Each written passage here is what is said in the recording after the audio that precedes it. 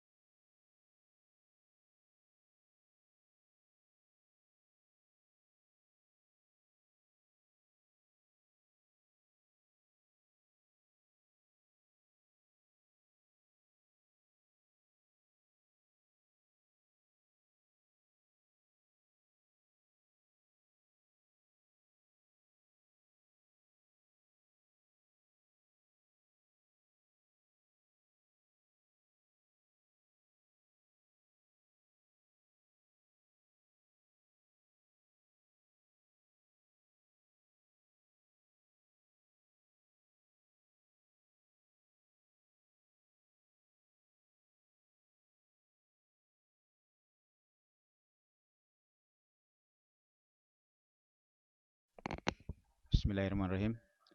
Selamat pagi untuk Catir dan Catar SMKN 1 Cipendei. Eh, Selamat bertemu dengan Bapak yang pemateri pertama untuk hari ini. Insya Allah Bapak akan menyampaikan materi tentang pendidikan anti korupsi. Anak-anakku, perkenalkan, eh, karena kita kalau nggak perkenalan kan nggak kenal ya. Ada pepatah kalau nggak kenal berarti nggak sayang. Kita sebagai orang tua dengan anak.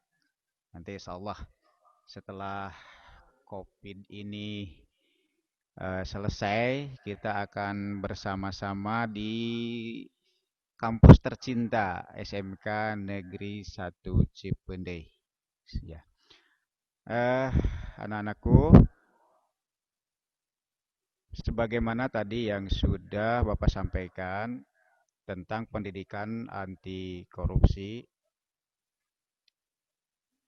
kita akan mengawali eh, kegiatan ini dengan melihat kenyataan yang ada di negara kita ya, Pak. Kalau kita lihat anak-anakku, eh, negara kita ini sebuah negara yang subur, ya, sebuah negara yang subur, sebuah negara yang secara tak geografis ini sangat menjanjikan.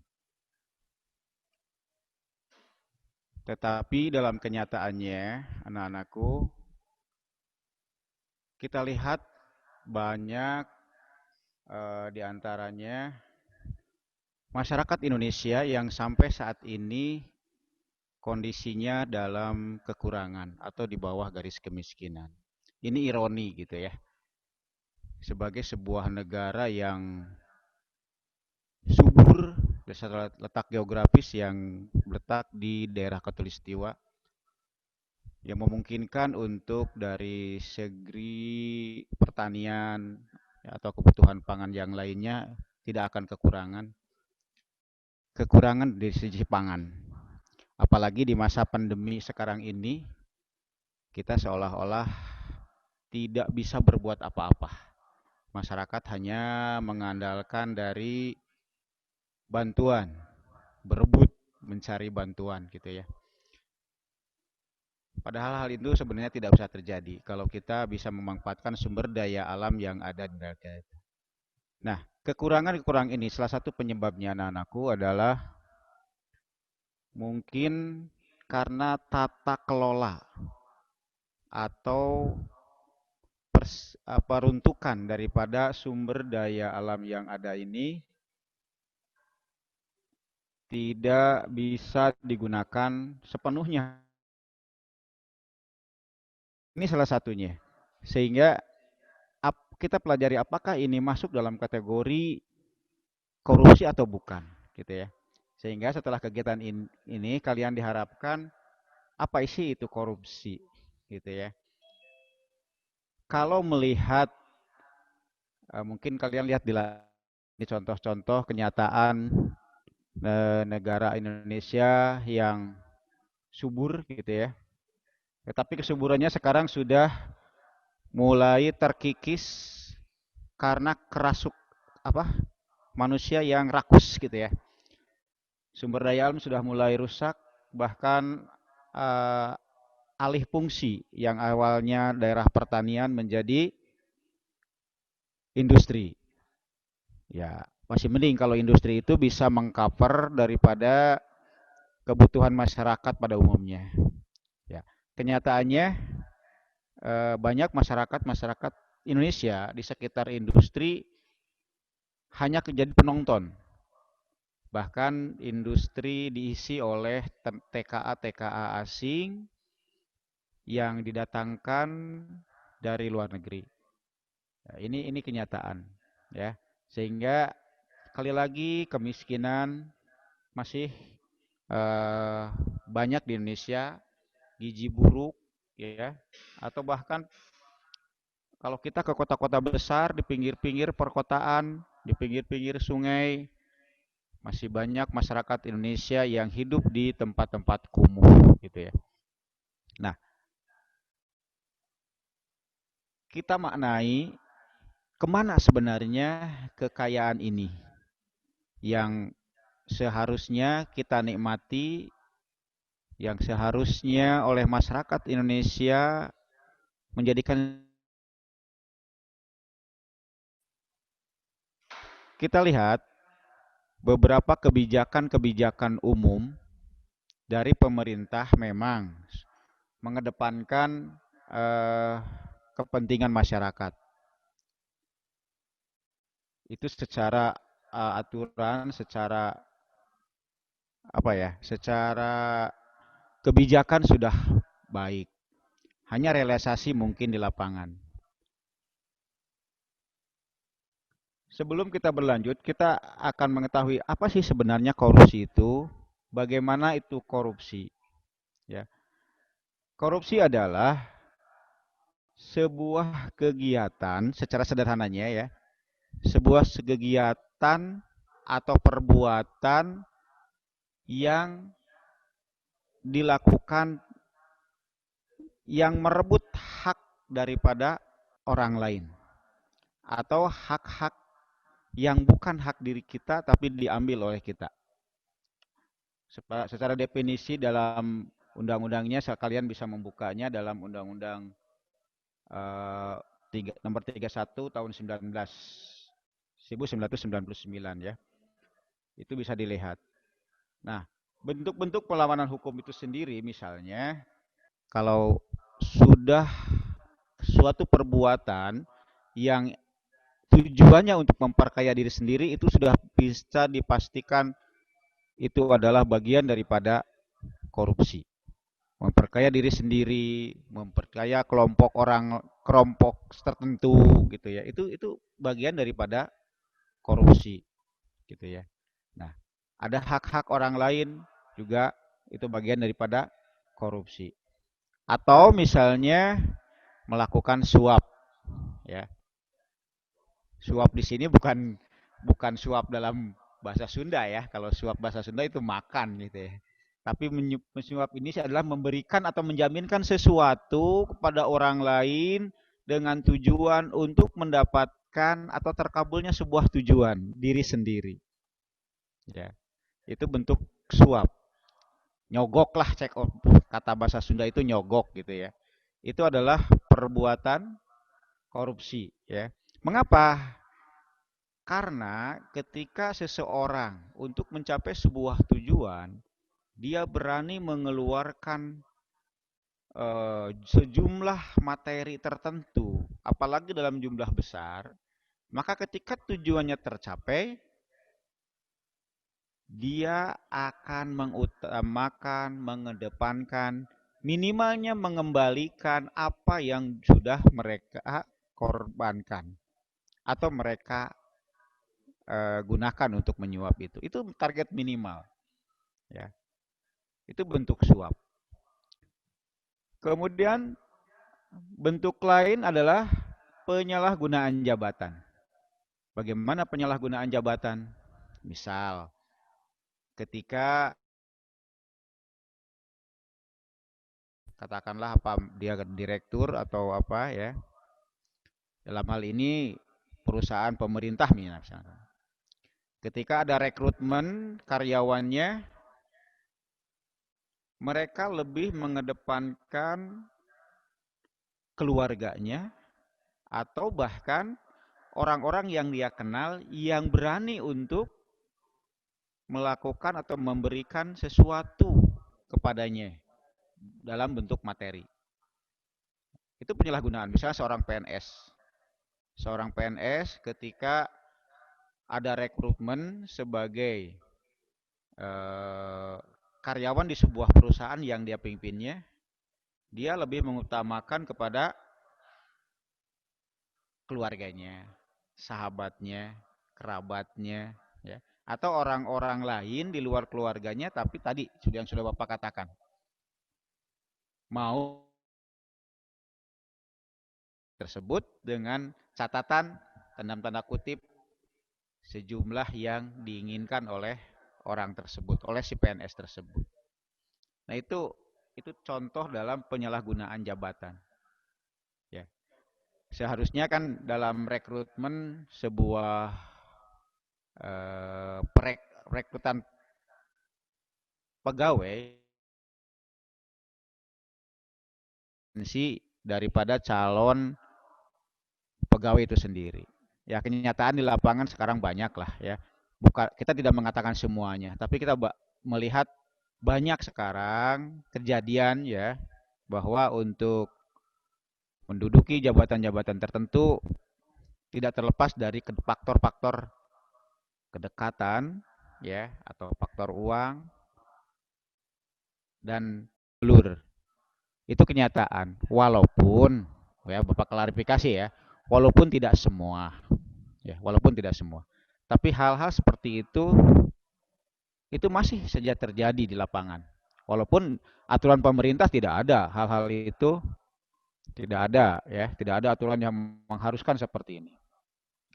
Kemudian contoh bentuk korupsi yang lainnya adalah adanya PNS ya atau penyelenggara negara untuk memaksa kelompok-kelompok tertentu dengan tujuan pemerasan dalam hal ini. Pemerasan di sini bentuknya banyak ya. Ada yang misalnya secara langsung dikatakan bahwa harus melakukan sebuah perbuatan yang sesuai dengan kehendak pimpinannya. Ada juga pengajuan-pengajuan yang di balik layar. Ketika kita mengajukan sesuatu, ada persyaratan-persyaratan yang tidak bisa ditolak oleh orang yang membutuhkan. Ya. Contoh kecil, ketika kita mengurus sebuah kebutuhan kita, misal ya, karena kadang-kadang di tingkat pemerintahan terbawah pun suka jati diri kita, identitas kita, apakah itu KK, apakah itu KTP, ya, atau akte bantuan tuh sama pejabat-pejabat di daerah lah di bawah, apakah di desa atau kecamatan. Kadang-kadang gitu ya. Kadang-kadang suka ada yang memunculkan tarif-tarif tertentu. Padahal kalau kita melihat dari sisi aturannya itu tidak ada yang namanya tarif-tarif. Tapi kenyataan di lapangan ya kalian mungkin pernah merasakan sendiri ya bersama orang tua kalian. Ketika kalian kemarin dipinta kakak, dipinta untuk akte kelahiran, itu kan bagi yang belum punya mungkin kalian melakukan pengurusan itu dan itu akan menemukan hal-hal semacam itu ya. Selama itu batas toleransi dan kita pahami ya, kita bisa menghitung ya, misalnya kita meminta tolong ke pemerintah daerah, apakah di desa atau kecamatan, ada uang tertentu yang bisa atau yang harus dibayarkan, tapi kita bisa hitung. Misalnya itu hanya sekedar untuk mengganti transport, ya mungkin itu wajar.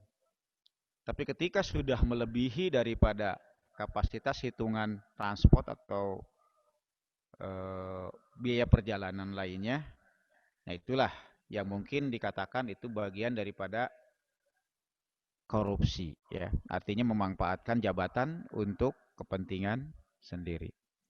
Selanjutnya bentuk lain adalah kecurangan. Jadi masuk kecurangan di sini di mana?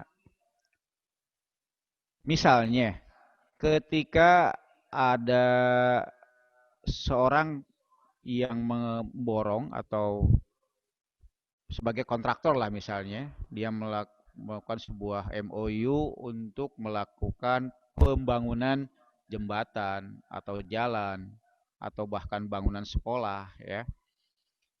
Nah, ini ternyata anak-anakku kalau kita lihat kita bisa membedakan bagaimana bangunan-bangunan zaman dulu kalau kita melihat ke tempat-tempat sejarah lah misalnya zaman-zamannya kita dijajah, pembangunan itu dilakukan oleh pemerintahan Belanda walaupun yang mengerjakan bangsa kita. Itu bagaimana sampai sekarang bangunan itu kelihatan tetap kokoh. Padahal itu sudah puluhan tahun, mungkin ada yang ratusan tahun. Nah, apabila kita bandingkan dengan bangunan-bangunan yang sekarang dibangun oleh para pemborong dalam hal ini ya, kontraktor misalnya atau pihak-pihak yang memang dipercaya oleh pemerintah, kita bisa melihat lah ya. Misalnya ketika bangunan jalan. Pembangunan jalan ya itu pasti speknya adalah untuk ukuran waktu yang lama. Tapi kenyataan ketika sebuah jalan dibangun, baru beberapa bulan saja jalan itu sudah rusak. Apalagi ketika misalnya bangunan sekolah ya, bangunan sekolah dibangun, baru 5 tahun sudah hancur. Nah ini sebuah pertanyaan, apakah bahannya yang berbeda atau alatnya yang berbeda atau orangnya yang berbeda, gitu kan? Kalau alatnya yang berbeda justru sekarang alat-alat untuk membangun itu semakin canggih. Bahkan semakin mudah orang melakukan pembangunan saat ini. Kalau dulu kan hanya menggunakan tenaga manusia. Sekarang sudah banyak alat-alat canggih yang bisa digunakan. Ataukah orangnya? Nah, mungkin ini yang harus kita lihat. Kalau dikatakan orangnya memang ini kembali kepada mental ya. Orang-orang zaman dulu dengan sekarang ya kita harus melakukan sebuah riset atau penelitian. Bagaimana orang-orang dulu bisa membangun dengan kualitas yang baik dari sisi fisik.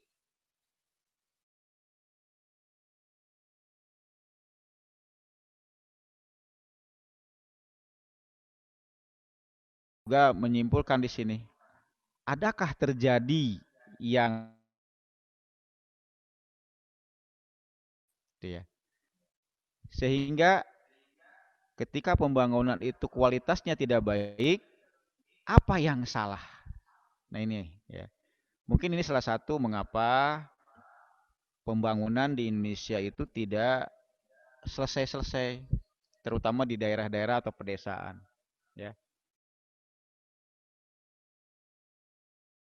Itu ketika membuat sebuah bangunan, mereka memilih spek atau bahan itu yang kualitasnya tidak baik atau kualitas rendah. Untuk apa? Ya, mereka berorientasi bahwa melakukan sebuah kegiatan itu semata-mata hanya untuk meraup keuntungan yang sebesar-besarnya. Ya, ketika orientasi seperti itu juga masuk dalam kecurangan. Dan kecurangan adalah bagian daripada tindakan atau perbuatan korupsi, gitu ya. Dan itu akan membahayakan orang lain. Kita tidak sedikit mendengar ada bangunan sekolah yang baru selesai dibangun atau beberapa bulan dibangun, ambruk dan terjadi korban jiwa, gitu ya. Itu kan kerugiannya sudah material juga sudah nyawa. Ada juga jembatan misalnya yang ambruk, padahal itu baru selesai dibangun. Ini bagian daripada korupsi juga, ya. Kemudian benturan kepentingan, nah ini, ya. Akibat adanya benturan kepentingan dalam pengadaan barang dan jasa, ya. Misalnya, Bapak dengan orang tua kalian membuat sebuah MOU misalnya. Bapak punya proyek, misalnya pembangunan sekolah lah katakan. Orang tua kalian kebetulan pemborong. Nah, Bapak mengatakan misalnya, oke, proyek ini saya berikan pada orang tua kamu. Tapi dengan catatan, misalnya karena Bapak punya materialnya harus dari toko saya, gitu ya, keluarga saya. Semua diatur gitu ya, sehingga si pemborong itu tidak bisa memilih secara bebas, ya. Padahal barang-barang atau bahan-bahan yang diberikan itu berkualitas rendah. Nah, bagi pemborong ini sebuah simalakama, ya. Ketika tidak diambil, berarti proyek itu enggak dapat. Tapi kalau diambil, optimal. Nah, ini juga penyalahgunaan kewenangan atau kebijakan dari seorang eh, pegawai yang punya kewenangan, ya. Nah, ini tidak sedikit juga dalam pengadaan barang dan jasa ini banyak yang terjadi seperti itu. Sulit, ini tantangan bagi kita semua, bagi kalian nanti karena ke depan 10 tahun yang akan datang atau 5 tahun yang akan datang, kalianlah yang akan masuk, ya, dalam sistem tersebut. Dan mungkin kalian yang menggantikan posisi-posisi tersebut. Maka dari sekarang kita harus mengetahui, bukan berarti mengetahui untuk mengikuti, tapi minimalnya kalau memang ini sebuah perbuatan yang salah, kalian bisa untuk mengklasifikasi untuk tidak melakukan. Mana poin-poin yang salah, perbaiki ke depan. Selanjutnya, bentuk-bentuk yang lain yang merupakan masih dalam kategori bagian daripada korupsi adanya gratifikasi. Apa itu gratifikasi? Gratifikasi adalah sebuah pemberian yang diberikan atas sesuatu yang diperolehnya, atau suatu bantuan atau keuntungan. Misalnya, kalian memberikan sesuatu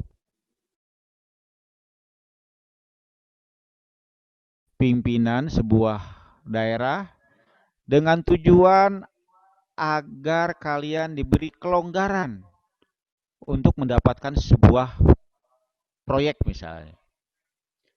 Misal di daerah kalian ini ada pasir, ya. Pasir misalnya daerah seperti daerah Cipende itu. Cipende kan banyak pasir atau di daerah Dauan gitu. Ya misalnya kalian mempunyai lahan di sana,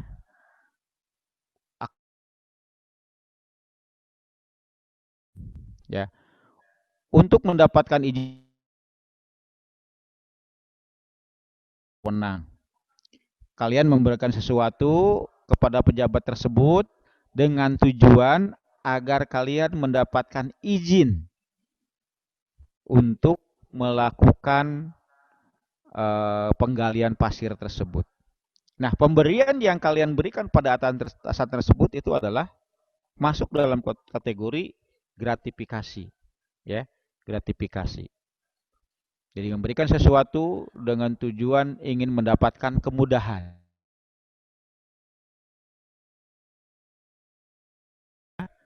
tercapai.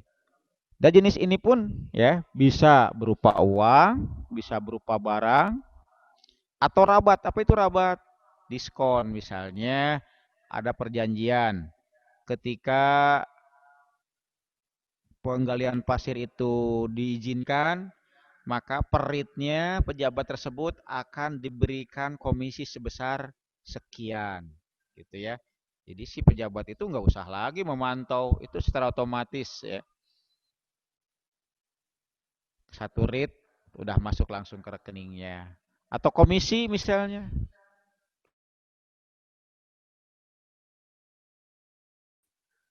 ya. Si pejabat ketika transaksi terjadi, si pejabat itu mendapatkan keuntungan walaupun dia tidak terlibat dalam usaha itu. Tapi karena kebijakannya si pejabat itu mendapatkan sebuah keuntungan.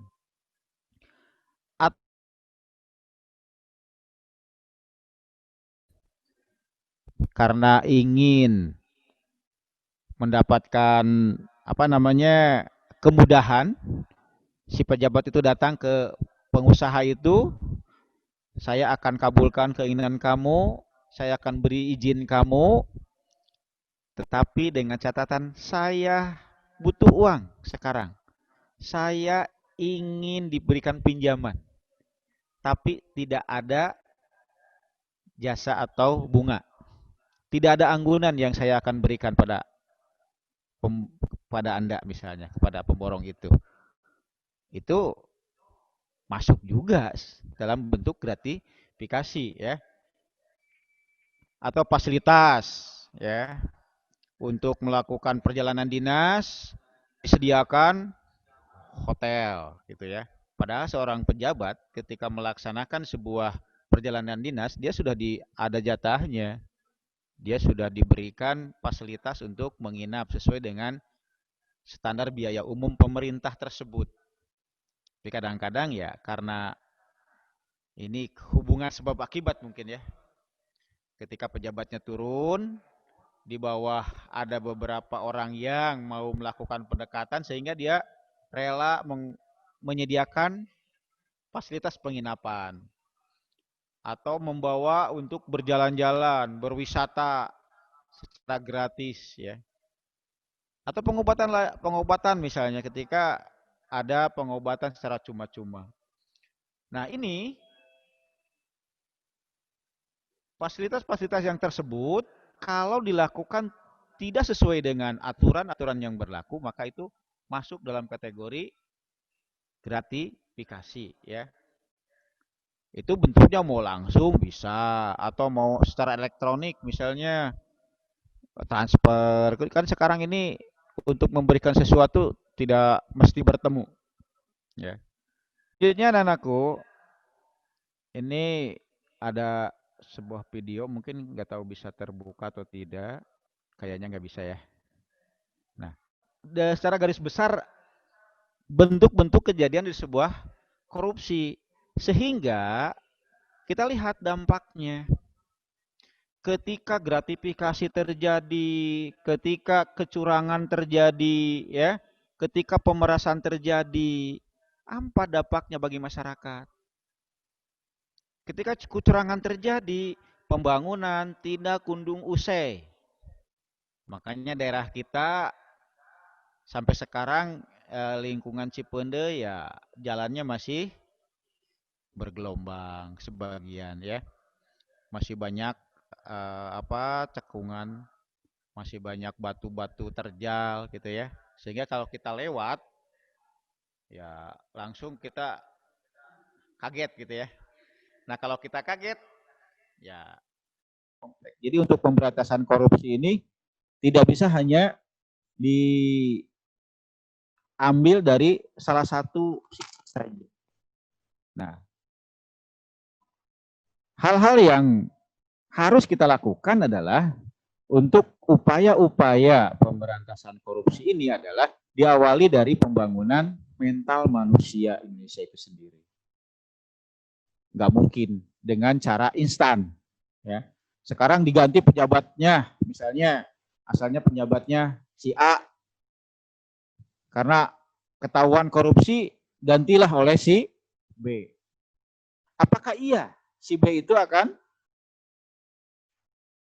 melakukan tindakan-tindakan yang profesional, yang tidak melakukan korupsi, apabila lingkungan sekitarnya masih mendukung untuk terjadinya tindakan-tindakan korupsi. Karena kemampuan seseorang terbatas. Ya. Apakah orang yang berteriak-teriak sekarang yang menyuarakan anti korupsi itu ketika ada kesempatan dia tidak akan korupsi? Ya wallahu alam. Kita juga tidak tahu. Hanya kenyataannya ketika ada atau banyak orang yang menyuarakan anti korupsi, ketika orang-orang tersebut sudah terlibat di dalamnya, mereka suka diam. Nah, diamnya ini apakah diam tidak terjadi korupsi atau memang diam dalam tanda kutip dan mereka tidak bisa berbicara. Nah, ini ya. Ini anak-anakku ya. Sehingga ini menjadi pembelajaran bagi kalian. Mudah-mudahan ya kalian kadang bisa lebih dewasa untuk melihat. Selanjutnya anak-anakku, korupsi tadi sesuai dengan definisinya adalah definisi kita ya, definisi kita saja yang sederhana. Ketika kita mengambil sesuatu hak yang bukan hak kita, itu adalah kategorinya korupsi. Dan hak-hak itu bukan hanya hak kita dengan manusia, bukan hanya hak kita dengan pemerintah dalam suatu lembaga, tapi ada juga hak-hak kita kepada yang lain, dalam hal ini holik. Ya, kita lihat apakah kita juga tidak pernah korupsi kepada Allah. Kalau melihat definisi itu, korupsi, sering kita melakukan korupsi kepada Allah. Karena apa? Allah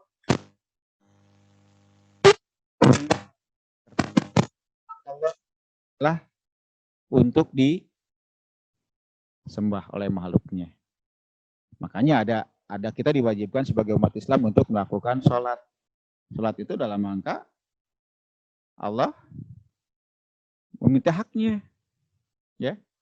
Ketika kita tidak sholat, berarti kita korupsi dong. Ya. Kita korupsi kan? Karena kita mengambil hak Allah. Ya. Cobalah sekarang mulai evaluasi diri kita. Sudahkah sholatnya bagus sehingga hak kita kepada Allah antara hak kita sebagai makhluk kepada holiknya sudah tersampaikan atau belum gitu ya. Sholatnya sudah tepat waktu atau belum. Termasuk juga hak kita atau kita memberikan hak-hak orang tua terhadap kita. Sudahkah kita mengikuti perintah orang tua? Sudahkah kita menghormati orang tua? Nah, kalau kita belum, berarti kita secara kecil-kecilan, kalau sesuai dengan pengertian tadi, kita sudah melakukan sebuah korupsi. Gitu ya. Kita wajib menghormati orang tua. Ketika kita tidak menghormati orang tua, berarti hak orang tua untuk dihormati itu tidak kita lakukan. Berarti kita korupsi dong. Ya. Gitu. Walaupun bentuknya bukan materi. Kemudian nilai-nilai apa saja sih yang harus kita lakukan untuk agar kita terhindar dari perbuatan-perbuatan korupsi. Ya, sesuai dengan tampilan yang ada. Pertama, kita harus menerapkan kejujuran. Belajarlah jujur dari sekarang. Jujur pada siapa? Jujur minimalnya pertama itu kita harus jujur pada diri kita. Ini yang kunci utama. Ya. Ngomong apapun kita berusaha meyakinkan pada orang lain ketika itu yang diucapkan tidak sesuai dengan hati kita, maka itu belum dikatakan jujur. Jujur itu adanya dalam hati. Ya, termasuk sekarang nih dalam ketika melakukan kegiatan ini, MPLS daring ini, ya. Nah, di sini ada yang jujur, ada yang enggak. Yang jujur pasti memperhatikan. Kalau yang enggak jujur, ya hanya cukup masuk saja, ya, ngobrol dengan temennya, gitu kan. Nah, ini enggak jujur. Nah, ini juga bagian daripada korupsi nih, ya. Kan Bapak ini ada di sini punya hak. Hak apa? Bapak apa? Bapak punya hak ketika Bapak ngomong ini didengarkan oleh kalian walaupun kalian jauh dari Bapak. Tapi kan minimalnya foto kalian kelihatan dari sini. Mana yang mendengarkan, mana yang tidak. Ya, mana yang ngobrol, mana yang tidak. Ada beberapa yang ngobrol saja. Nah, ini udah korupsi nih, ya. Karena hak Bapak sudah diambil. Ya. Kalian gak jujur nih. Kalian gak jujur. Nah, jujur itu apa? Jujur itu adalah kita melakukan sebuah perbuatan yang merupakan kewajiban kita. Itu jujur. Kalau itu bukan kewajiban kita atau bukan hak kita, maka tidak boleh diambil oleh kita. Itu jujur. Ya, kalau memang itu uang diberikan oleh orang tua buat bayaran, buat iuran, sampaikanlah pada sekolah ataupun madrasah ataupun lembaga lain yang seharusnya menerima uang tersebut. Baru kalian berbuat jujur. Atau meminta sesuai dengan yang sudah ditentukan. Misalnya nih, iuran sekolah. Berapa iuran sekolah yang harus dibayar? Padahal dari sekolah 300.000. Tiba-tiba pulang ke rumah kalian minta 400.000.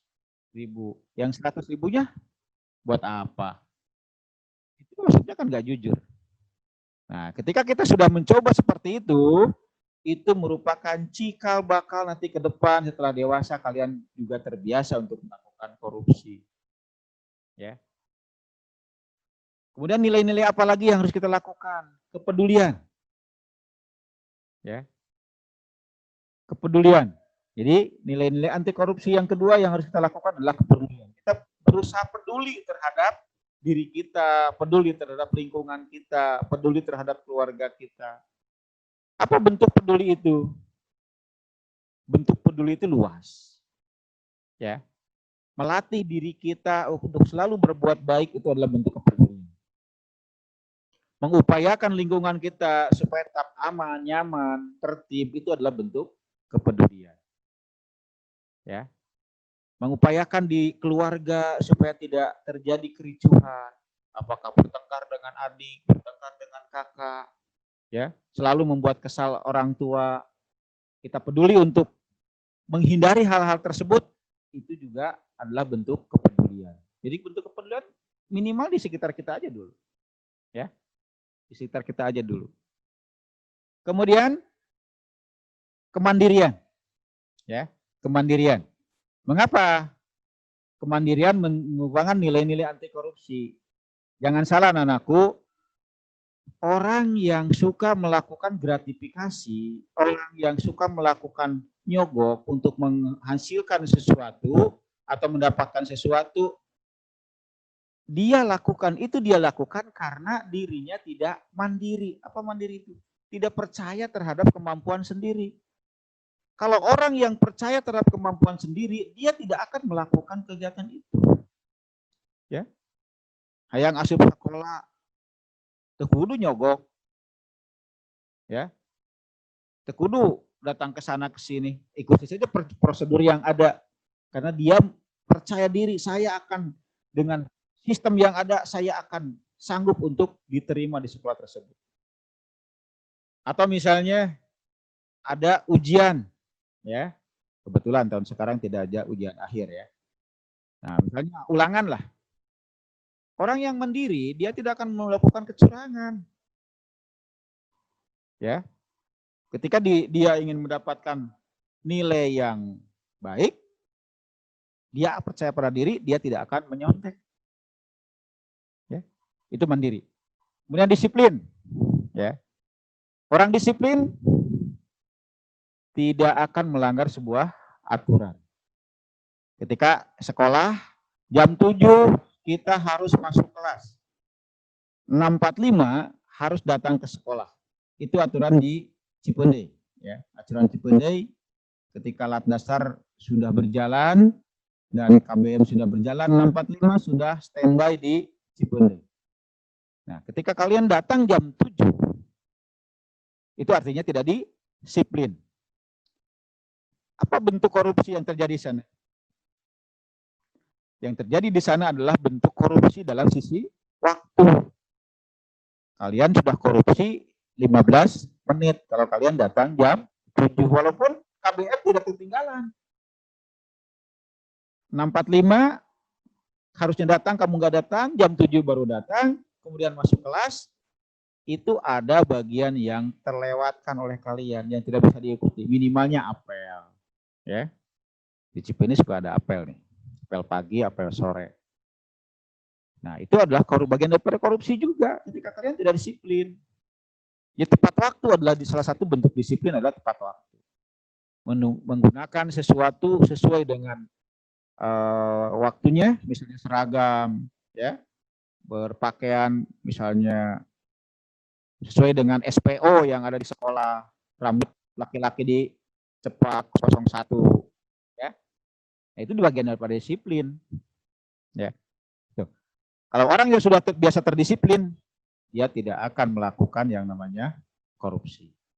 Kemudian tanggung jawab. Ini bukan nilai-nilai anti korupsi. Orang yang bertanggung jawab tidak akan melakukan suatu perbuatan korupsi. Karena dia akan bertanggung jawab terhadap apa yang menjadi tugasnya. Seorang pemborong dia tidak akan melakukan korupsi ketika dia bertanggung jawab. Karena apa? Dia khawatir pembangunan yang dia bangun kualitasnya tidak baik. Ya. Kerja keras sama. Ya. Orang yang berdisiplin, orang yang bertanggung jawab, orang yang jujur, dia akan bekerja keras. Untuk apa?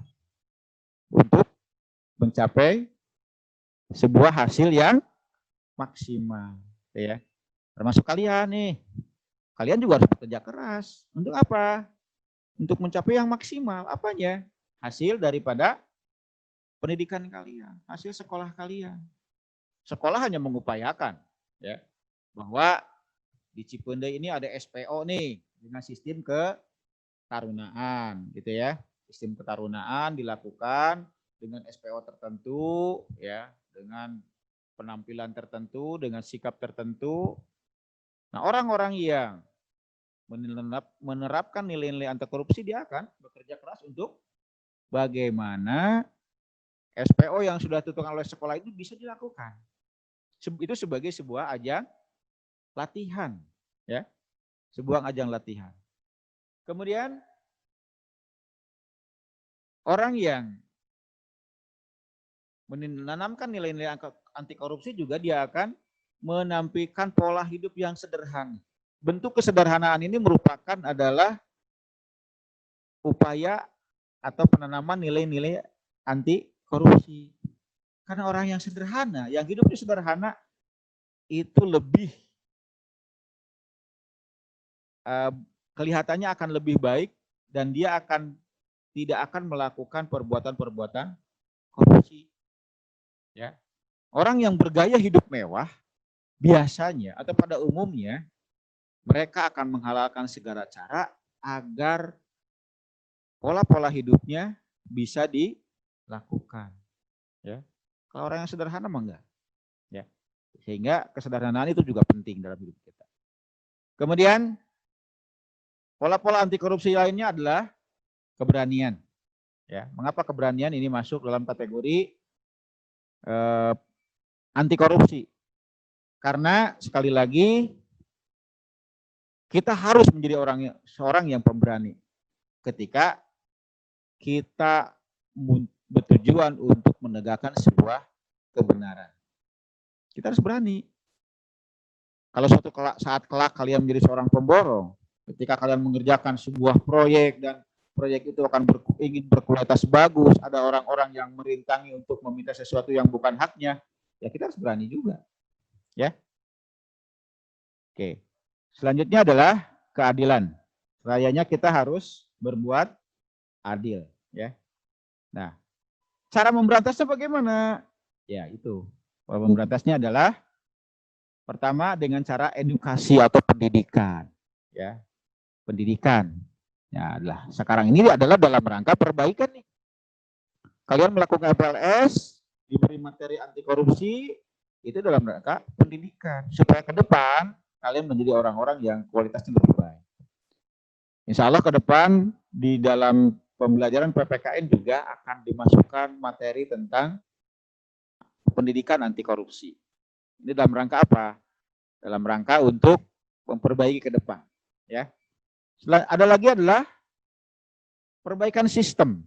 Nah, sistem yang sekarang mungkin menjadi salah satu penyebab terjadinya korupsi, nah ini harus diperbaiki. Bagaimana langkah-langkah selanjutnya, ya.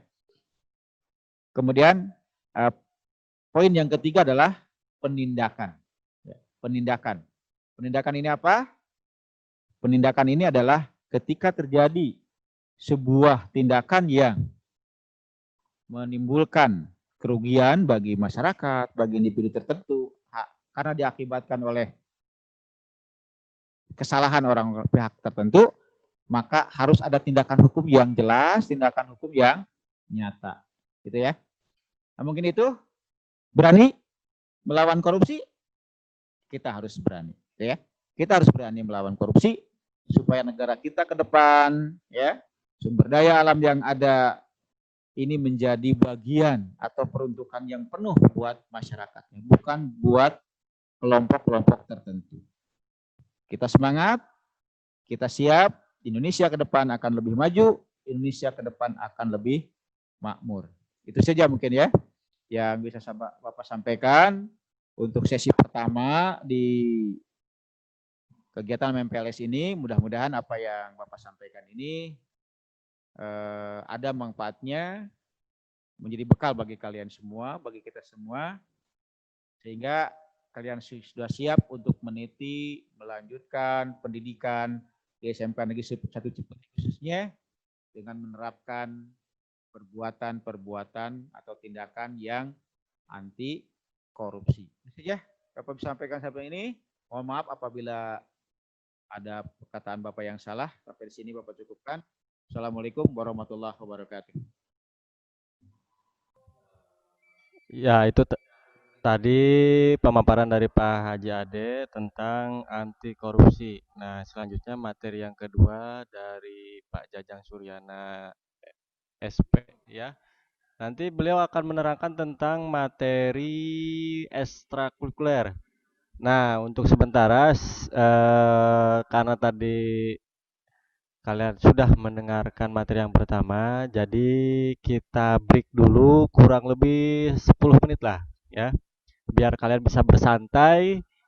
Yang mau ngemil dulu silakan mau ngemil, tetapi usahakan kameranya tetap on ya, tidak ditutup serta tidak lost contact dari Zoom meetingnya ya, supaya nanti tidak susah lagi untuk masuk ya, karena posisinya ngantri ya. Jadi silakan tetap stay tune aja ya, silakan. Assalamualaikum warahmatullahi wabarakatuh. Selamat pagi semuanya. Mudah-mudahan kalian semuanya dalam keadaan sehat walafiat. Kali ini untuk di season kedua kita akan ada materi itu tentang ekstrakurikuler. Nah, di sini SMK Negeri 1 Cipendei Subang itu ada 10 ekstrakurikuler ya. Nah, jadi nanti adik-adik bisa bergabung sesuai dengan keinginannya masing-masing. Itu tergantung dari hobi yang dulu diambil atau diampu di SMP-nya masing-masing ya. Nah, di sini di SMK Negeri 1 Cipendei Subang ada 10 ekstrakurikuler yang nanti akan bisa diikuti. Nah, adik-adik bisa lihat ya di layar. Di sini ada ekstrakurikuler of SMK Negeri 1 Cipendei. Ya.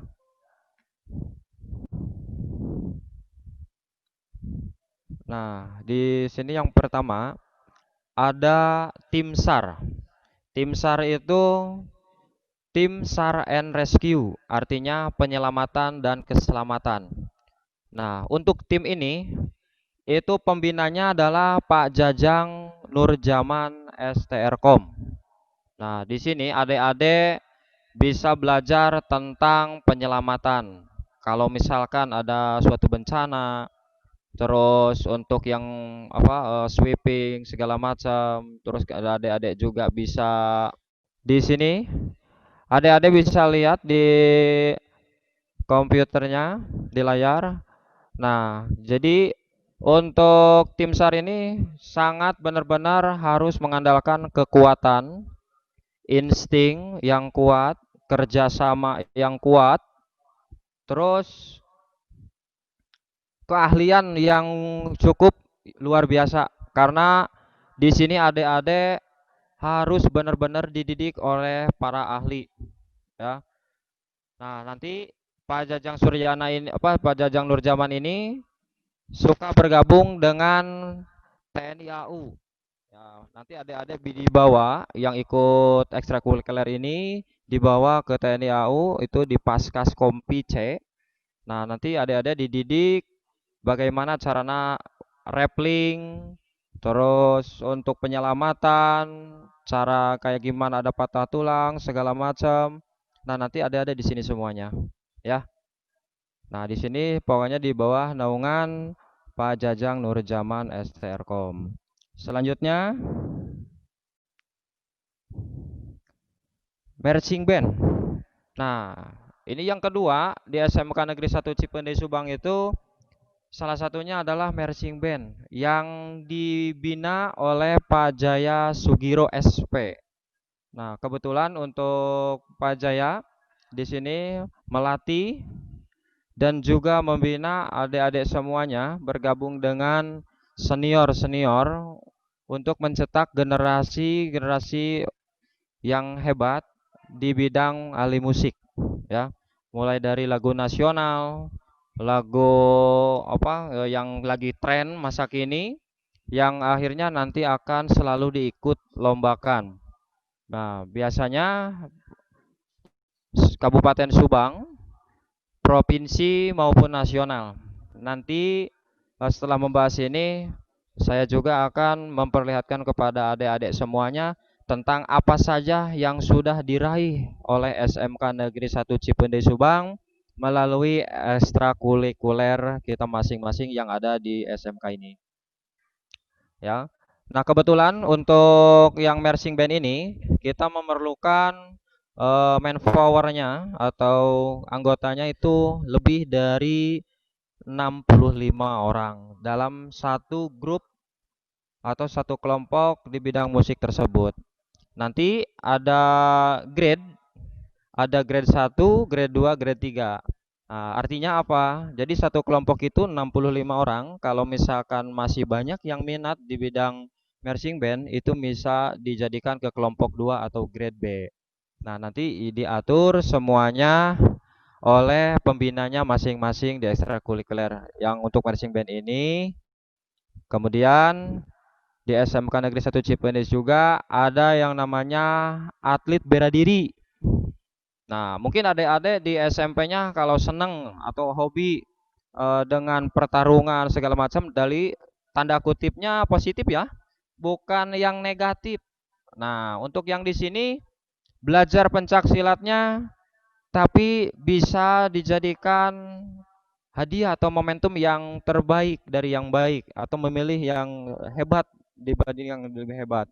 Nah, di sini ada yang namanya pencak silat PSHT. Nah, PSHT ya, PSHT. Di sini pembinanya adalah Mas Ayep Kosase. Kostasi. Jadi di sini adik-adik bisa dididik di tempat yang tadinya tidak bisa untuk menjaga diri.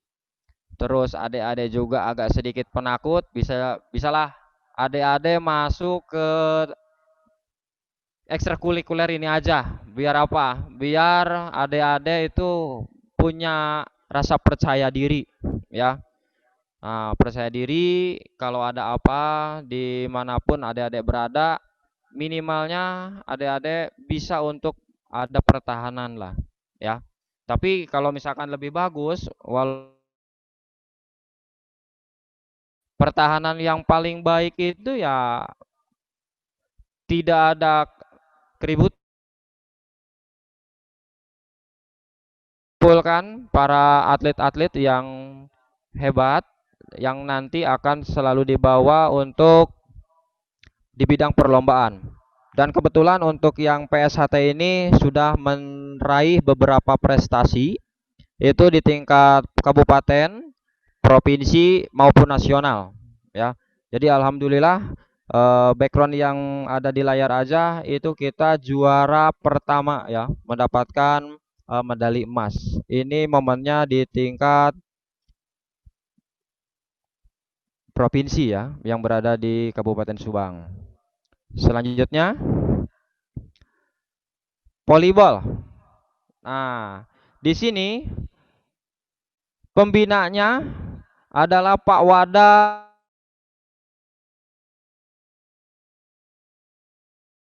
di tiap-tiap SMP-nya, suka, seneng banget, wah minat banget di bidang poli.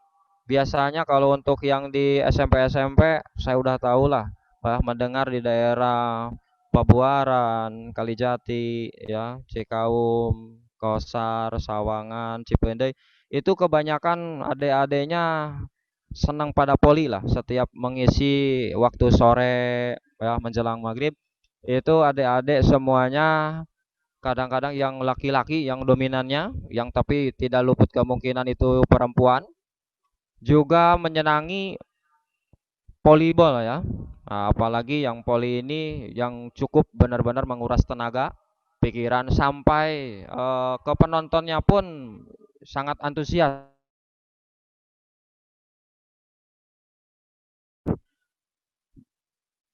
Lebih bagus lagi, ya, dengan hasilnya dengan adik-adik sendiri, gimana caranya menjadi seorang atlet, ya. Gimana ininya nanti dibina oleh Pak Wada. Nah, di sini kebetulan ini untuk volleyball yang digambar atau yang di layar, adik-adik ini lagi turnamen tingkat kabupaten. Dapat juara 3, ya. Nah, ternyata orang kampung, tidak kampungan, tapi bisa mengalahkan atlet-atlet yang di Kabupaten Subang atau kota. Nah, tinggal adik-adik jangan putus harapan. Gimana caranya walaupun kita tinggal di kampung yang beda dengan notabene dengan orang kota, tapi tetap kalau misalkan udah seperti itu, adik-adik dibina kekompakannya, kecerdasannya, skillnya di bidang poli, saya yakin SMK Negeri 1 Cipendei Subang, tim polinya akan lebih melejit lagi ke depannya gitu. Amin, ya. Nah, selanjutnya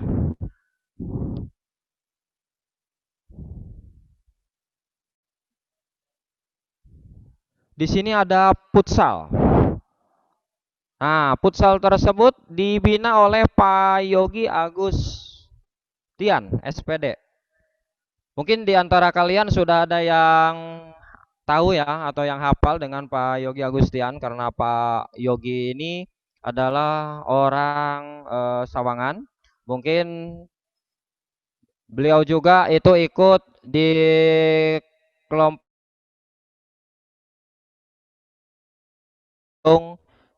di Sawangan. Nah, kebetulan untuk yang di SMK ini juga di bawah naungan beliau. Mudah-mudahan untuk yang kedepannya adik-adik bisa bergabung dengan tim futsal ini, ya. Karena apa? Saya ingin ke manapun ataupun futsal yang sekarang lagi marak atau didominankan oleh anak pemuda, adik-adik bisa deh bikin tim itu bukan hanya satu, tapi 2 sampai 3, bahkan 4 pun boleh. Yang penting adik-adik itu benar-benar latihannya.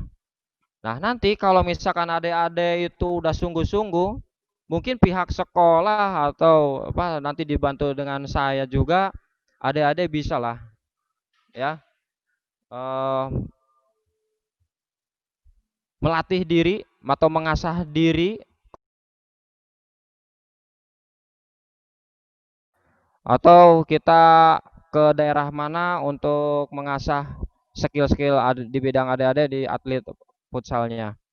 Nah, itu mudah-mudahan ke depannya pun atlet ini bisa meraih prestasi ya. Nah, itu aja nih. Selanjutnya, basketball. Nah, ini adalah tim basket SMK Negeri 1 Cipendei Subang. Walaupun kita di tengah kebun, tapi tetap apapun yang keinginan para kalau punya keinginan tinggal bilang aja ke pihak sekolah. Nanti pihak sekolah juga akan memikir ya yang senior-senior yang kemarin-kemarin yang sudah pada keluar dengan yang kelas 2 dan kelas 3.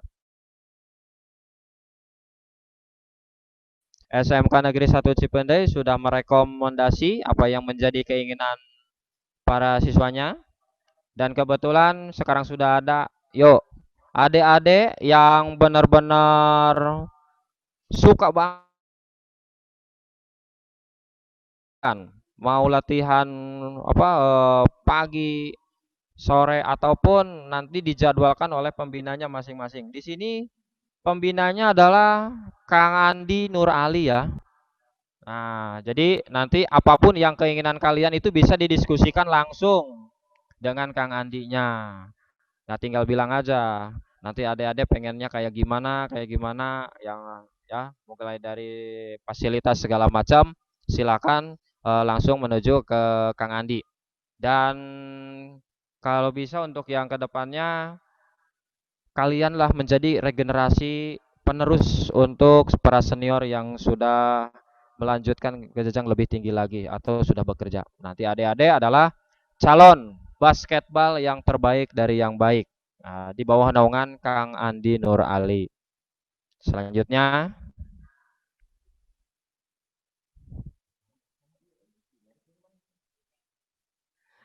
ya, di sini ada IMEN. Nah, IMEN di sini adalah kelompok belajar bahasa Inggris, ya. Di sini ada pembinanya Bu Ratna SPD. Ya, ya. Jadi Bu Ratna ini walaupun kecil tapi gesit. Ya, nanti adik-adik bisa ngomong bahasa Inggris atau berbicara bahasa Inggris dengan cepat seperti Bu Ratna ya. Jadi kenapa kita diadakan event tersebut di SMK Negeri 1 Cipendei Subang? Karena bertujuan untuk mempersiapkan diri adik-adik atau lulusan SMK Negeri 1 Cipendei Subang ini supaya minimalnya bisa berbahasa Inggris. Karena apa? Mesin semua di perusahaan sekarang bukan berbahasa Indonesia ya, dari dulu juga, tapi berbahasa Jepang. Jadi kalau misalkan untuk yang luar negerinya kita tidak bisa baca, minimalnya kita bisa dan paham atau mengerti di bidang bahasa Inggrisnya. Nah, jadi kalau misalkan kita udah keluar bingung dengan bahasa Inggris ataupun tidak terlalu paham, cara kita omongkan. Nah, minimalnya itu aja ya buat adik-adik. Nah, terus untuk yang event tersebut biasanya kalau misalkan ada pelantikan itu suka ada yang namanya demonstrasi ya. Nah, demonstrasi tersebut jadi nanti berbahasanya pakai bahasa Inggris. ya. Nanti adik-adik interaksi dengan kalian bikin cerita, ceritanya contohnya itu apa saja, entah itu maling kundang atau kayak gimana itu, tapi bisa menyampaikan kepada audiens yang menonton kalian itu, bisa waktu sedih ya mungkin audiensnya sedih, terus kalian waktunya senang ekspresinya ya mungkin untuk yang audiensnya juga ikut senang ya. Terus untuk yang audiensnya itu bisa apa bahagia pun sama lah ya. Nah, terus event tersebut biasa juga suka dilombakan itu di tingkat kabupaten, tingkat provinsi ataupun tingkat nasional. Makanya adik-adik seriuslah untuk belajar bahasa Inggris. Karena apa? Kalau untuk zaman sekarang itu tidak bisa bahasa Inggris, ya cukuplah untuk itu menjadi tolak ukur kitanya. Makanya saya mohon dengan sangat pada adik-adik minimalnya bisa bahasa Inggris. Itu aja ya. Yang nanti apa yang kita sudah rasakan di bidang perusahaan, kerja segala macam itu selalu ada bahasa Inggris. Minimalnya ada yang bisa mengerti. Oke.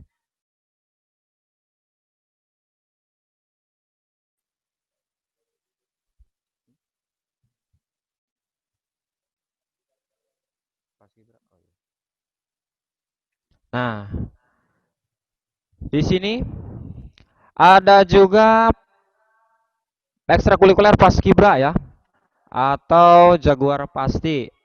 Nah, kebetulan untuk yang di Paskibra ini yang menjadi pembinanya itu saya sendiri, dan adik-adik bisa itu bergabung dengan Paskibra ya di SMK Negeri 1 Cipendei Subang.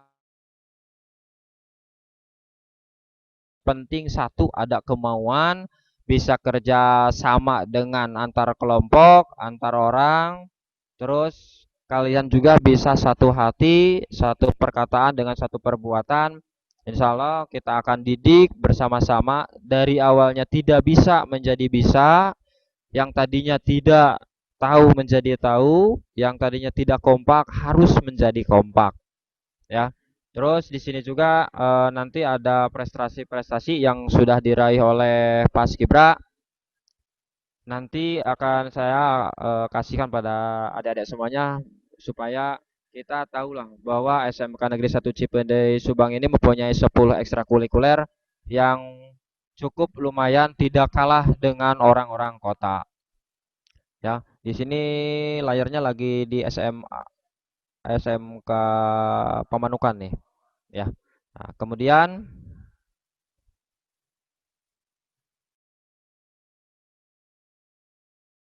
oke. Nah, mungkin ini terima kasih. Mungkin itu ada yang penjelasan tentang eh, ekstrakurikulernya dengan pembina masing-masingnya. Terus tadi juga saya udah mengatakan kepada adik-adik semuanya, di sini ada prestasi ya. Nah, mungkin prestasi apa saja sih? Mungkin adik-adik bertanya di SMK Negeri 1 Cipendei itu. Nah, di sini,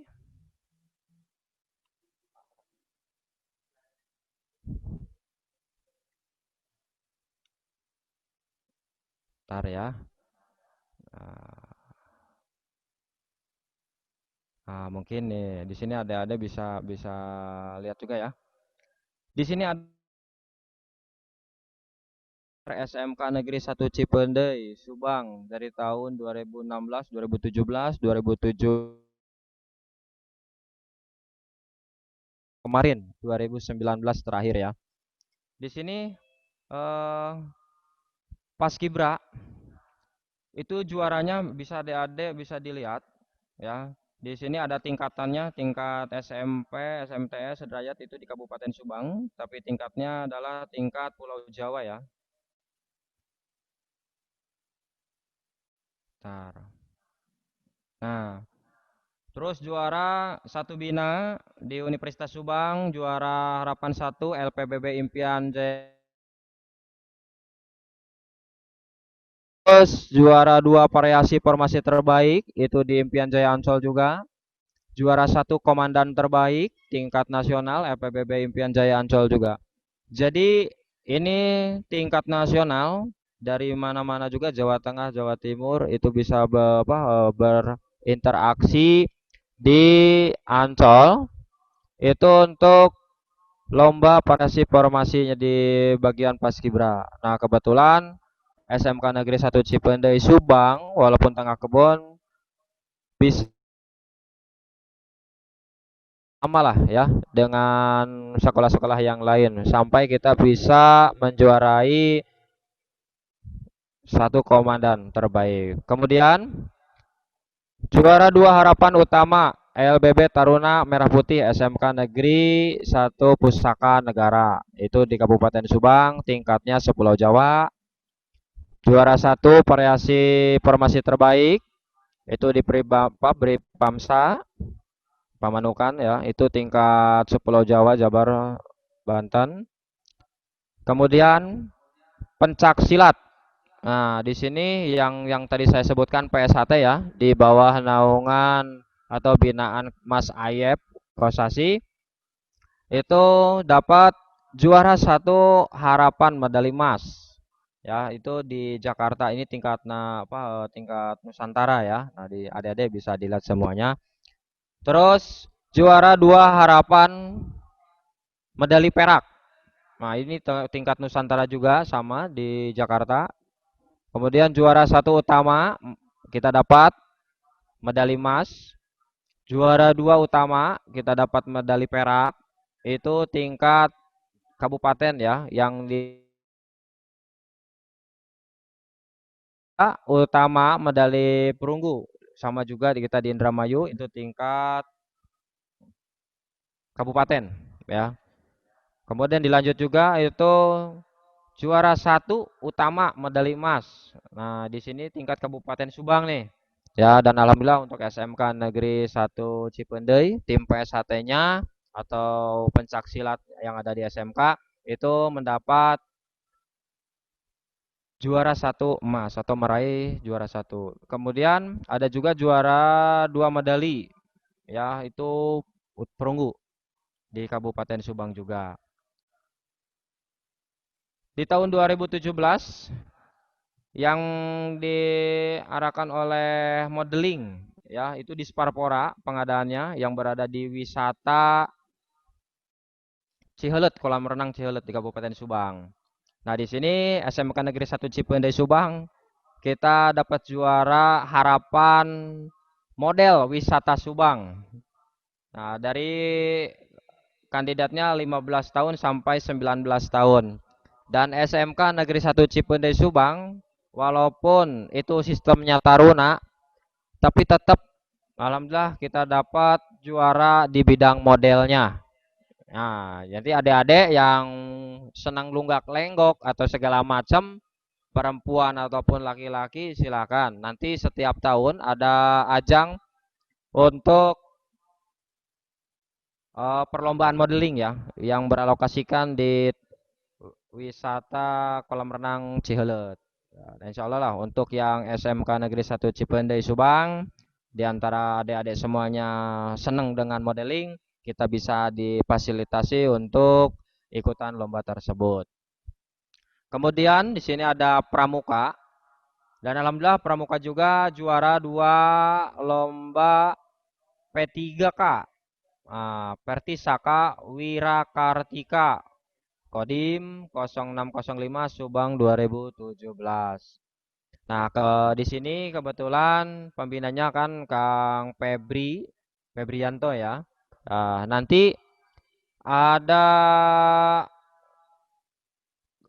keinginan apapun yang adik-adik di SMP-nya ikutan pramuka ekstrakurikulernya, tinggal langsung menghubungi Kang Febrianto ya. Nah, nanti sama beliau adik-adik semuanya akan dibina, dididik gimana cara menjadi seorang pramuka yang handal. Nah, jadi untuk kedepannya pramuka ini bisa berinteraksi lagi dengan dunia-dunia pramukanya di dunia luar ya. Jadi kita berada di tengah kebun seperti ini. Kemudian tidak kalah juga ya sama para siswanya. Di sini ada para guru nih. Juara untuk yang di guru saja kita di PGRI, HUT PGRI. Nah, ini ke tahun 71, 72, 72 ya tahun 2016, 2007. Para gurunya pun alhamdulillah kita menjadi juara pertama ya di bidang volleybalnya nih. Nah, dengan guru-guru ada SMA, SMK, terus PGRI. Alhamdulillah SMK Negeri 1 Cipendei Subang ini bisa merebut atau meraih juara pertama di bidang volleyball putranya. Kemudian juara 1 volleyball putra lagi. Nah, ini setiap tahun nih ajang volleyball itu selalu diraih oleh SMA bapak-bapaknya ya. Walaupun udah usianya di atas rata-rata, tapi bisa memperlihatkan lah. Itu untuk membuktikan jangan sampai kalah dengan yang sudah usianya di atas adik-adik semuanya. Nah, jadi apalagi ini adanya, terus kekompakannya, keahliannya, skillnya, segala macamnya itu akan di atas rata-rata para bapak-bapaknya nih yang ada di SMK Negeri 1 Cipendei. Ya, coba deh kalian bikin tim, bentuk dengan sekolah ataupun di kampungnya masing-masing, tempat tinggal. Jadi pada saat kita membutuhkan untuk perlombaan, adik-adik sudah siap semuanya, ya. Kapan saja, di mana saja, adik-adik saat dibutuhkan, adik-adik bilang siap. Nah, itu seorang taruna ya. Nah, kemudian kita dapat juara 1 futsal putra. Nah, futsal pun sama ya. Ini tingkat Kecamatan Cipendei. Nah, akang-akangnya di sini bisa membuktikan gitu, bahwa SMK Negeri 1 Cipendei itu tidak kalah lah dengan orang yang ada di kota gitu.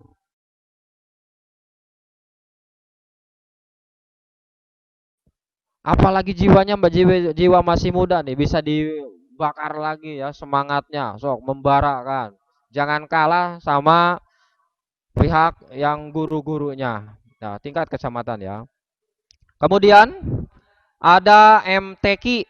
Ini yang di kampungnya atau di masjidnya itu suka ikutan apa irema atau remaja masjid atau apalah ya yang di tiap-tiap kampung kan kadang-kadang beda-beda nih pemanggilannya ya. Ada juga yang putra BMS, ada LC RAM ya, RAM LC.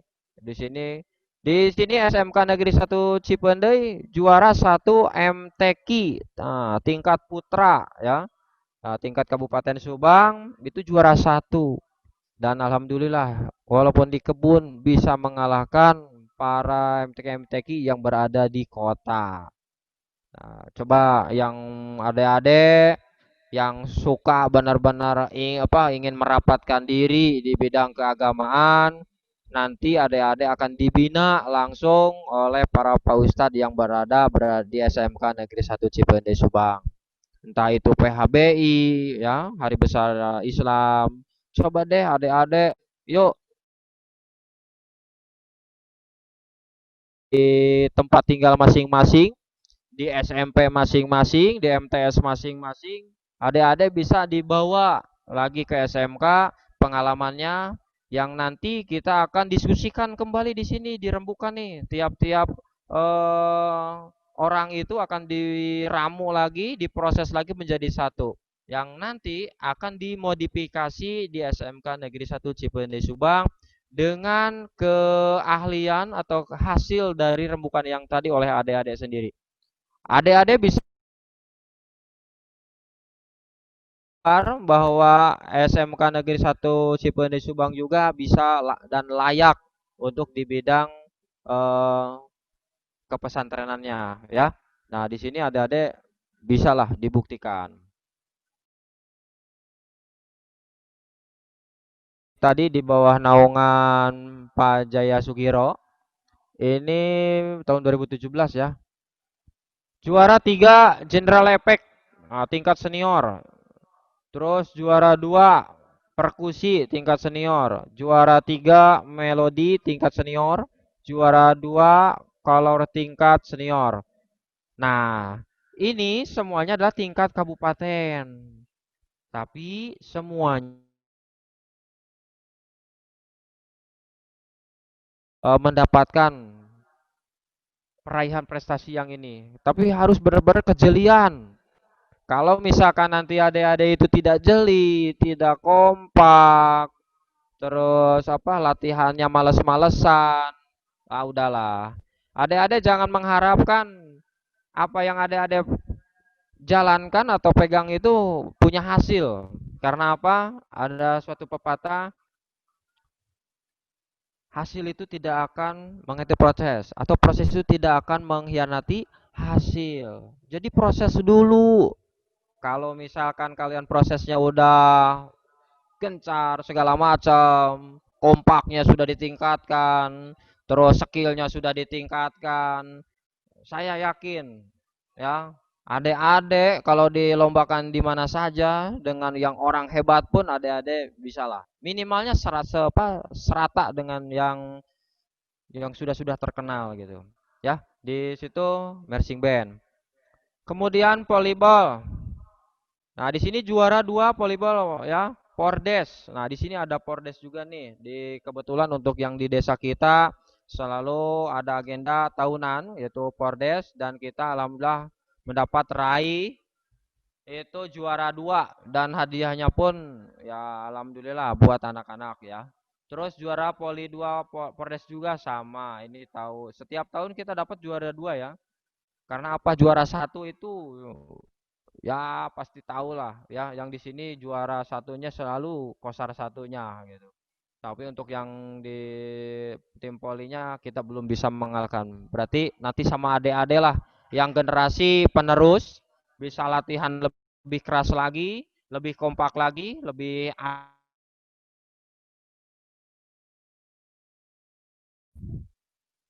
kemudian sepak bola. Sepak bola yang tadi di sini biasanya sepak bola yang gede ya, lapangan gede ukurannya itu di bawah naung mentornya yang cukup lumayan gesit. Jadi kalau misalkan adik-adik pengen sepak bola di lapangan yang luas, yuk langsung menuju ke Pak Ujang Rasim. Ya, Pak, saya pengen ikut ajang ini, ikut ajang itu silakan. Kita bebaskan, SMK itu selalu akan membebaskan kalau misalkan anak-anaknya atau siswa didiknya itu pengen segala sesuatunya itu menjadi lebih baik lagi, mengasah skillnya. Ya, pasti direkomendasi sama pembina masing-masing yang itu SMK Indonesia Cipayung Subang. Nah, di sini kita raih juara 1 sepak bola tingkat Pordes. Ya, ini bawah naungan Pak Ujang Rasim bisa mengalahkan RW yang berada satu desa. Padahal RW itu ya di perdesa apa Desa Kosar RW-nya itu campuran pemainnya. Kalau kita mah ya anak muda, tapi kalian jangan sampai mematok, wah ini usianya udah di atas kalian, pasti skillnya akan lebih. Ada keajaiban walaupun masih muda itu skillnya kalian dengan ketahanan fisik kalian terus kekompakan kalian skill kalian dribble bola segala macamnya, nah nanti akan semuanya diajarkan sesuai dengan arahan Pak Ujang Rasim yang menjadikan kalian itu menjadi seorang pesepak bola yang handal lah ya. Terus juara 2 bola juga, nah ini menurun ya. Di tingkat selanjutnya kita jadi juara 2. Karena apa? Karena setiap tahun kita itu tidak seperti yang di desa atau di pemuda-pemuda yang luaran. Kalau pemuda yang luar kan bisa main cepol segala macam. Kalau kita mah yang sudah baik kelas 3. Jadi tahun depan itu Pak Ujang Rasim harus mendidik lagi generasinya dari kelas 1. Nah, jadi otomatis skill yang tadi sudah bagus fisiknya, skillnya, terus apa kekompakannya, Pak Ujang Rasim harus punya PR baru lagi. Karena kelas 3 itu sudah mulai keluar dan bekerja. Tapi Pak Ujang Rasim mulai dari lagi kelas 1. Nah, kelas 1 ini ya masih mentah gimana caranya kepada yang baku yang sudah jadi. Ya, segini juga alhamdulillah bisa mempertahankan lah walaupun udah turun satu tingkat. Ya. Nah, ini untuk di tingkat itunya apa season yang pertama. Nah, sebenarnya ini yang selanjutnya ya. Nah, yang tadi itu per tahun dan alhamdulillah kalian pun bisa mempertanyakan bahwa prestasi-prestasi apa saja yang berada di SMK Negeri 1 Cipendei Subang. Dan itu yang tadi saya perlihatkan pada adik-adik semuanya, tidak semuanya ya, itu di tahun 2016-17, belum 2017-18 dan 18-19. Kalau misalkan kita perlihatkan semuanya, wah masih lama lah membutuhkan waktunya ya. Maka dari itu adik-adik langsung saja bergabung di tiap-tiap ekstrakurikuler yang berada di SMK Negeri 1 Cipendei Subang. Ya, di sini sekali lagi Bapak tekankan, di sini ada 10 ekstrakurikuler. Nah, di sini ada nih foto-foto momennya nih ya. Nah, siapa sih ini tuh yang baju putih? Nah, ini mungkin nanti adik-adik di sini ya, berbarengan nih. Oke, siap. Nah, ya. Nah, ini waktu kita juara 1 ya di Binong. Kita membawa atau membondol piala itu sampai 6 piala ke sekolah. Nah, ini juga sama. Nah, ini di Rayud ya, Radita Yuda. Sama ini juga. Nah, Rayud. Nah, ini waktu di kalau nggak salah nggak Semanda nih. Semanda kita juga alhamdulillah setiap pulang kita membawa oleh-oleh ya buat sekolah setiap kali lomba. Jadi tidak lepat tangan gitu, tapi tangannya selalu berbuah. Nanti adik-adik juga bisa bergabung dengan 10 ekstrakurikuler ini. Ya, ini di SMK Negeri 1 Subang. Ya, keceriaannya. Padahal ini ada stresnya juga. Oh, ya, kebetulan di sini ya. Nanti ini revolusi session. Nah, ini Aldi Bekasi ini. Ini di Ancol. Ini juga sama ya. Kita membondol juga juara 2 utama. Nah, kita membondol alhamdulillah piala-pialanya pada tinggi semuanya. Ini dia impian Jaya Ancol tingkat nasional ya. Ini legend ya di season 3 kita dari Kementerian Pertanian dan DPR. Kita bawa ke SMK Negeri 1 Cipendei Subang pialanya. Nah, sama ini juga ya. Ini di NU Kaplongan.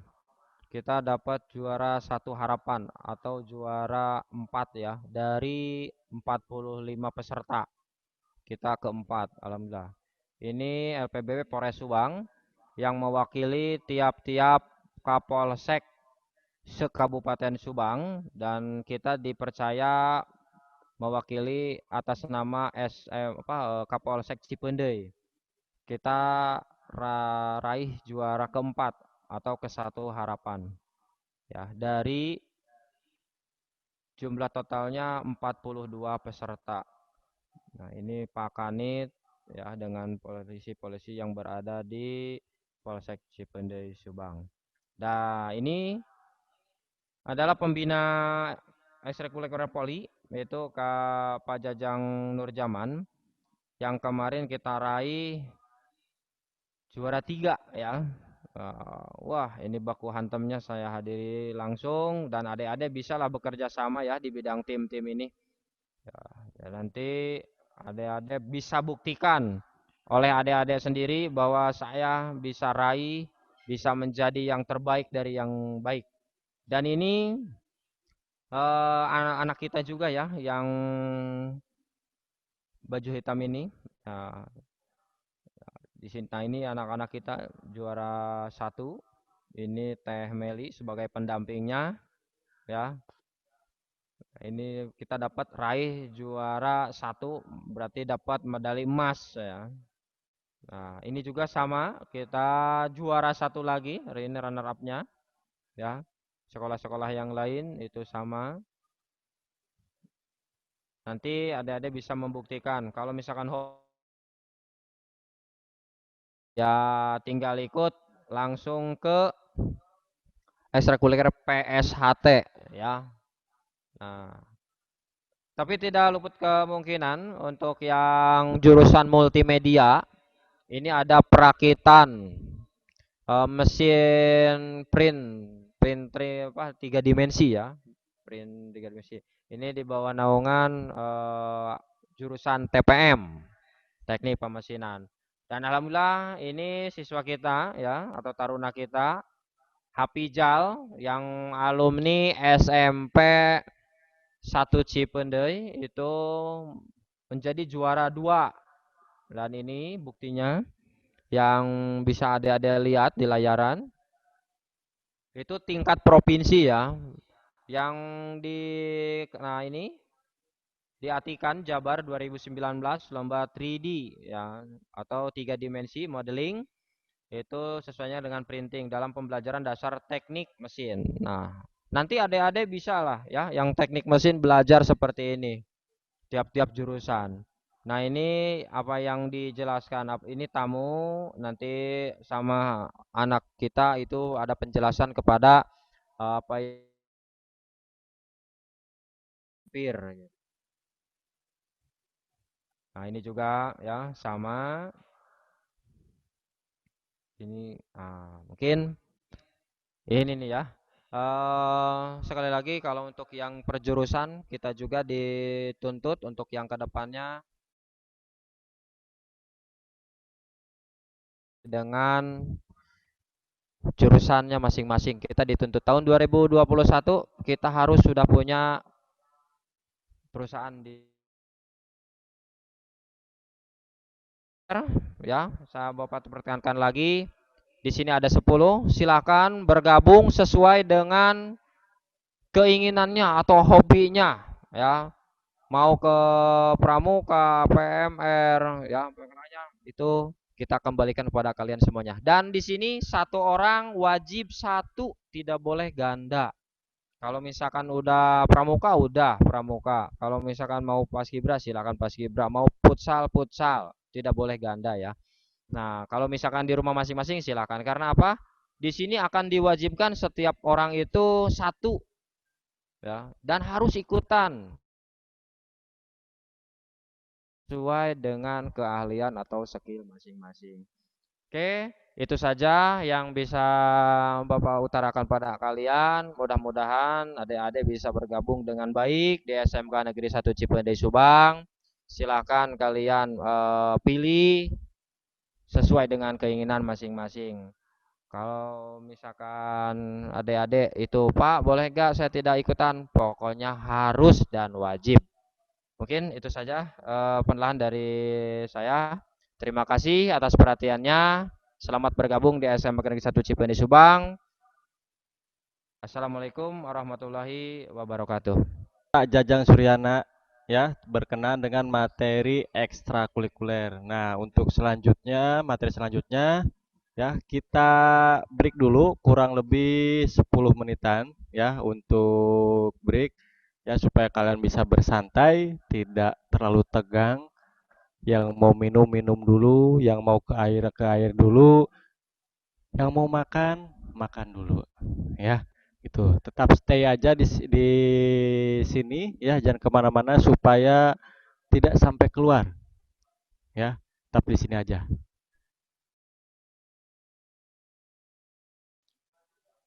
Assalamualaikum warahmatullahi wabarakatuh. Alhamdulillah wassyukru ala ni'amillah wassalatu wassalamu ala rasulillah. Asyhadu an la ilaha illallah la syarikalah wa asyhadu anna sayyidana Muhammadan abduhu wa rasuluhu allazi la nabiyya ba'dah amma ba'du. Faqad qala Allah ta'ala fi kitabil karim. A'udzubillahi minasyaitonir rajim. Bismillahirrahmanirrahim. Fajkuruni ajkurukum washkuri wala takfurun.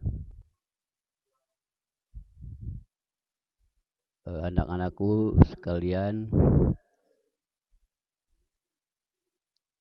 calon taruna-taruni yang Bapak hormati, alhamdulillah pada siang hari ini kita bisa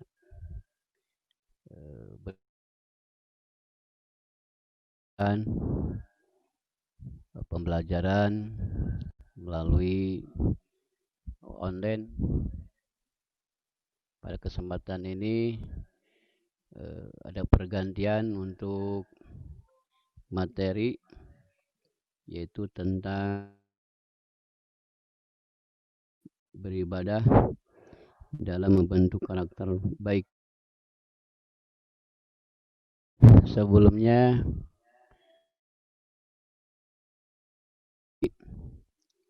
pembelajaran ini kita mengucapkan kalimat basmalah supaya lebih berkah. Bismillahirrahmanirrahim.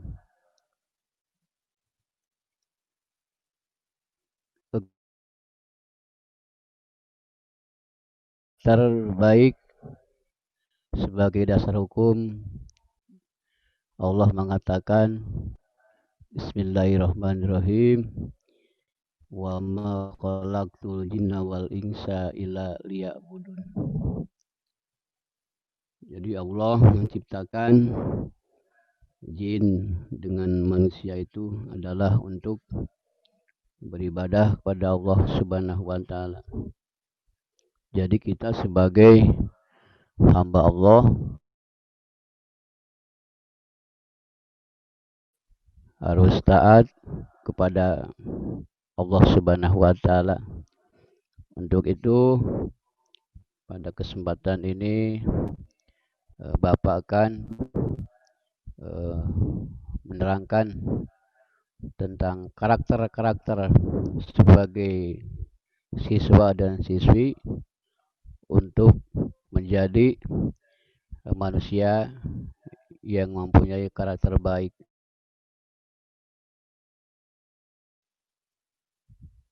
Oke. Dalam karakter baik itu ada bermacam-macam di sini, yaitu ada dengan olah pikir, ya, ada dengan olah hati, ada dengan olahraga, itu ada dengan olah rasa, ya, atau karya itu. Olah pikir itu siswa itu dituntut harus cerdas, kritis, deep, ingin tahu, berpikir, terbuka, produktif, berorientasi, infeks, dan reflektif. Jadi kita jangan sampai tidak ada kemauan untuk ingin tahu, ya. Misalkan dalam belajar ada tugas baik dari sekolah, ya, yang berkaitan dengan masing-masing jurusan. Kebetulan kita misalkan tidak bisa hadir, ya, tetap kita harus yang telah tadi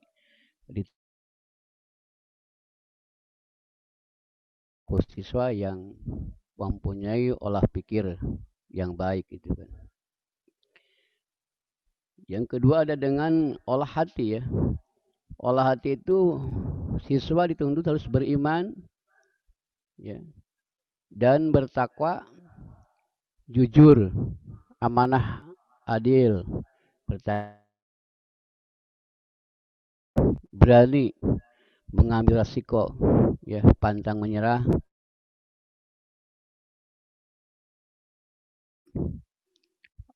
Ya, jadi untuk mempunyai karakter baik itu, hati kita itu harus ada pengolahan, ya. Dengan iman kepada Allah Subhanahu wa taala, tingkatkan kepada takwa kepada Allah, gitu kan. Dan sifat jujur. Itu adalah bagian tahapan-tahapan supaya kita sebagai siswa itu mempunyai karakter yang baik, ya, atau lahirlah menjadi insan kamil, orang yang sempurna. Jadi tanamkan kepada kita, ya, sifat bertanggung jawab. Jangan sampai ada tugas kita tidak bisa melaksanakan. Jangan sampai ada tugas-tugas sekolah kita abaikan. Itu bagian bukan dari orang-orang yang punya karakter baik, gitu kan. Pantang menyerah, ya.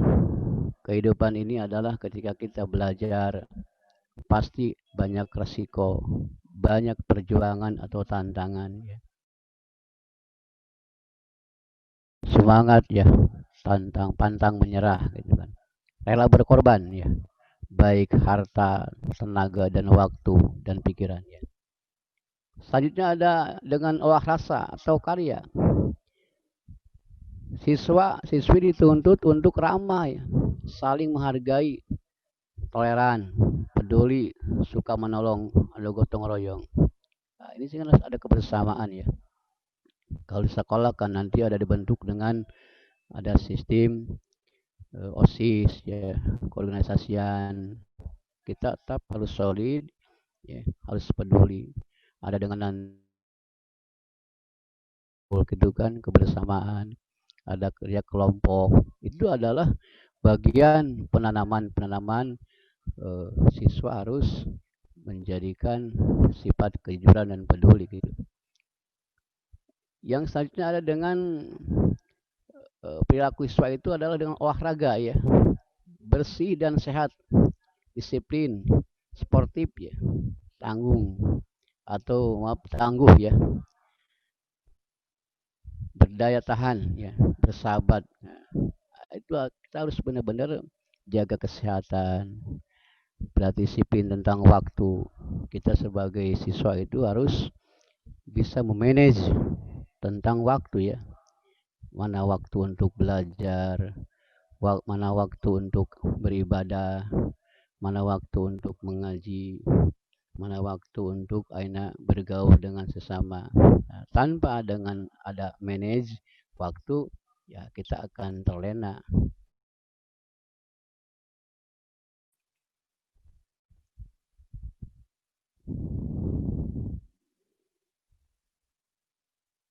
Oke.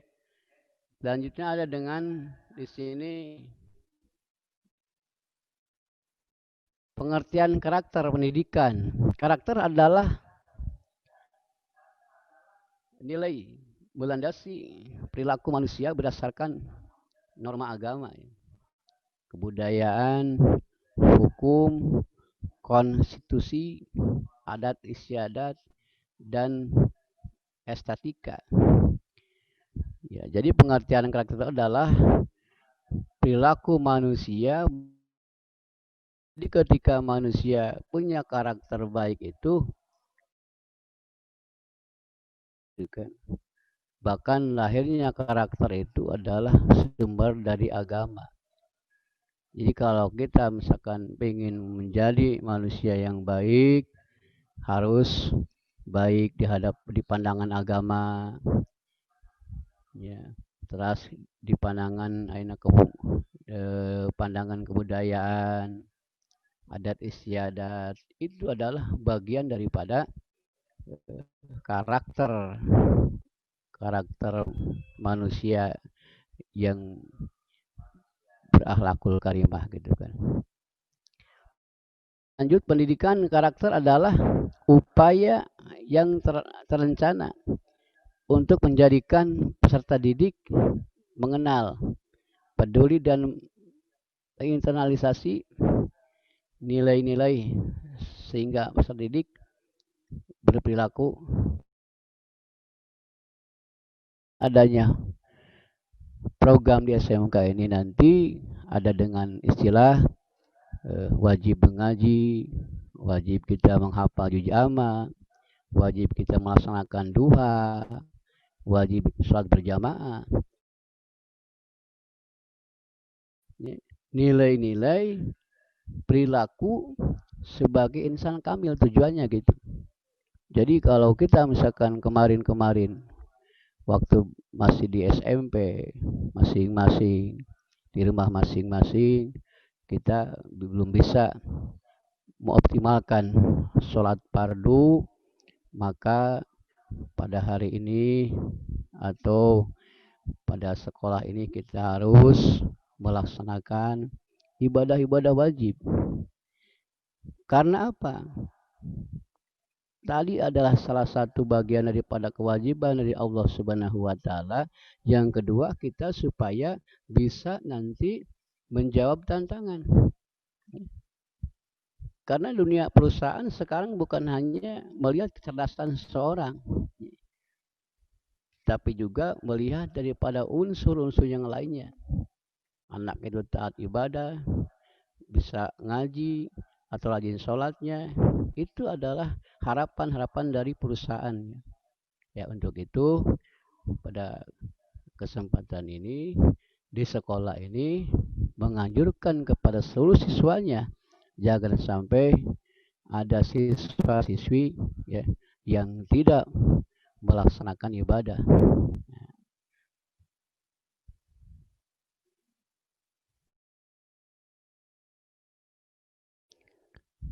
Marilah kita supaya menjadi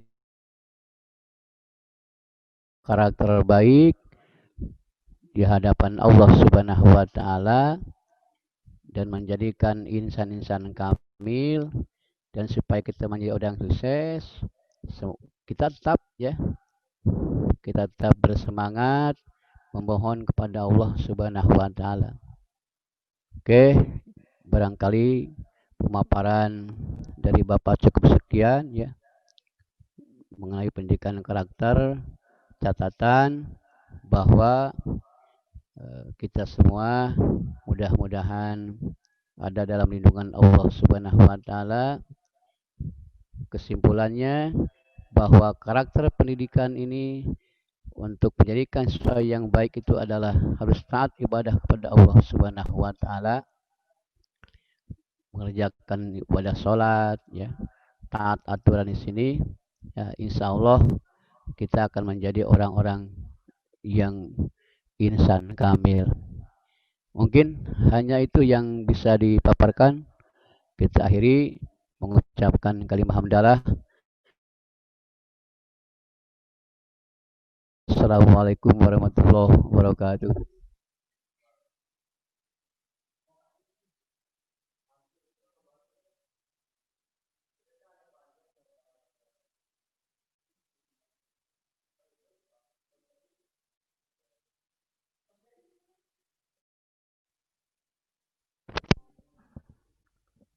Oke, itulah materi terakhir untuk MPLS online hari kedua ini. Alhamdulillah sudah selesai.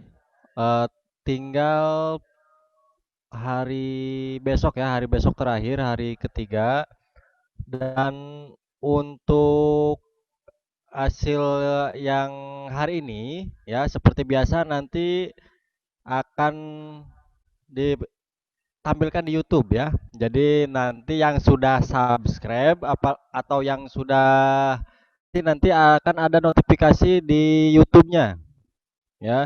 Jadi nanti tinggal kalian lihat saja atau akan kita kirimkan linknya seperti biasa di grup WA ya. Nah, jadi segala informasinya akan kami sampaikan melalui grup WA, jadi jangan khawatir tentang informasi-informasi yang manapun ya. Nah, untuk selanjutnya ya karena kegiatan hari ini sudah selesai, jadi kami ucapkan terima kasih sekali lagi dan saya akhiri. Wassalamualaikum warahmatullahi wabarakatuh.